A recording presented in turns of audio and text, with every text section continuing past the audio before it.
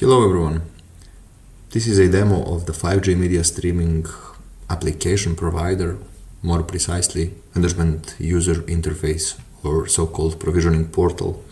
Essentially, this is a full-stack web application that implements every M1 provisioning operation as the web endpoint, and in addition adding the graphical user interface on top of that to enable this quick and easy usage. So this web application acts as an application provider and using M1 interface to communicate with application function. The usage is quite straightforward, and in addition, the deployment has been simplified with Docker image that will install all dependencies and automate building of both components, application function and application provider. First of all, here stays the connection checker.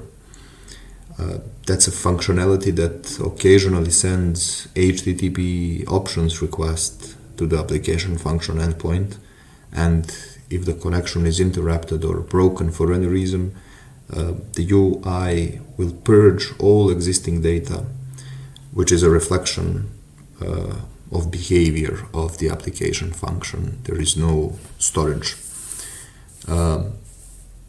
Let's begin this demo with creating a streaming provisioning session which enables sequence of streaming features. Every functionality is conducted through the buttons and packed into this table for better visibility. So firstly, the content hosting can be configured for provisioning session using the JSON parameters. Next, the server certification mechanism can be invoked to generate our certificate and to access it afterwards. Content protocols are available here as the JSON data. Now, in order to enable consumption reporting from the user equipment side, one have to add a set of parameters. This has been simplified using this form, and additional value tracking has been provided to prevent the creation of consumption reporting with incorrect values. So reporting interval, we can set it to 20 seconds, and sample percentage, if we set it to the quite big value, there is a prevention that says it has to be between 0 and 100%, so let's say 20% as well, and this will enable the consumption reporting, which can be immediately accessed after that or deleted. Now, dynamic policies in the similar manner require configuring some parameters. It's also been enhanced with this values tracking. So for example, the external ID is mandatory, SST value, let's set it up to 400, and SD value for the 400 as well. And let's disable the sponsoring status. So first of all, SST value goes up to 255 maximum, and SD value is a 6-digit one. Further explanations can be found in the technical specifications, and only now one is able to create dynamic policy, and similar as before, it's immediately available as a JSON representation and can be removed. Dynamic policies feature requires constant integration with the Open 5GS that has to be manually enabled in the YAML files that are configuring the way how application function works, and using a Docker setup this has been automated, and Open 5GS integration is constantly available. Therefore, dynamic policies are also ready to be used anytime.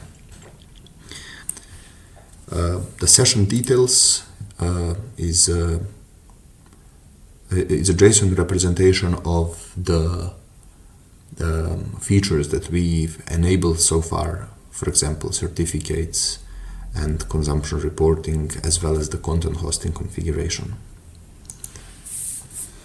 Latest release of application function supports M1 and M5 operations with the metrics reporting from the user equipment side. Therefore, the provisioning steps are available in the UI too.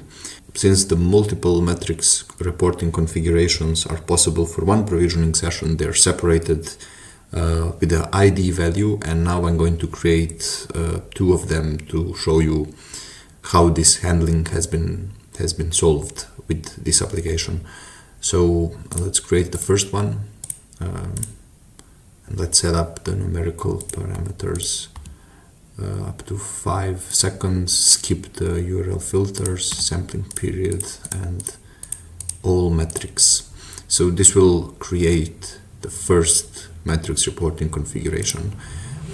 If I want to create the second one with a different scheme, different value, and I also want to add the filters, they are separated by the comma. Let's set 2 seconds for the sampling period and only buffer level.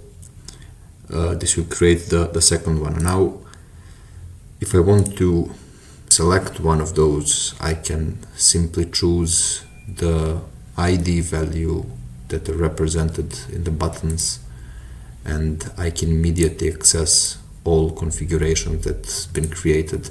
The good thing with this approach is that entire scope of metrics is automatically assigned with a prefix of the scheme to follow up the standardization rules.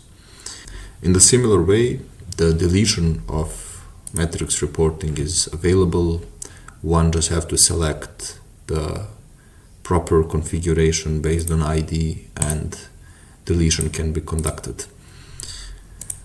In the end, the entire provisioning session with all the resources created can be removed. The installation guide for this project is in the README of our application provider repository. In case you're using the Docker, all dependencies will be installed as well as the application function, but there is also a section that covers the separate installation of both components and their mutual usage. That would be it. Have a good one.